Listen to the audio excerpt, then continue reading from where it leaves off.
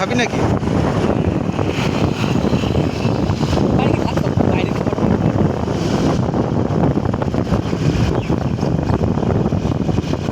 আমার একটা বালতি কিনতে হচ্ছে। প্লাস্টিকের? হ্যাঁ, জল দিই। ওই ঢাকনাওয়ালা, বুঝলি? ওর ইয়ে আটা রাখবো, আটা আটা। ওই বালতিটা ভেঙে গেছে, মা বলছিল একটা বালতি নিয়ে এসছে। ঠিক আছে,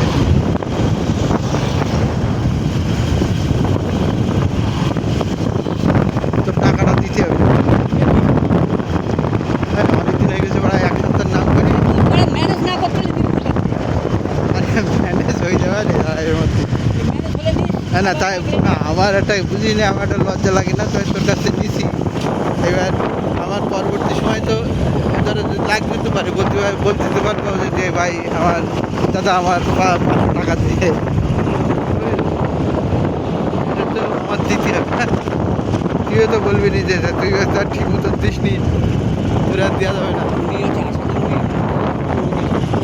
হ্যাঁ হ্যাঁ, আশা কর্মীতে চাকরি করে, ওনার বউ। আচ্ছা আচ্ছা। এই মহিলা আমাদের ওদিকে যাই খুব। হ্যাঁ, আমি দেখেছি, তো রাজাপুরের দিকে বেশি যায়, বুঝলি?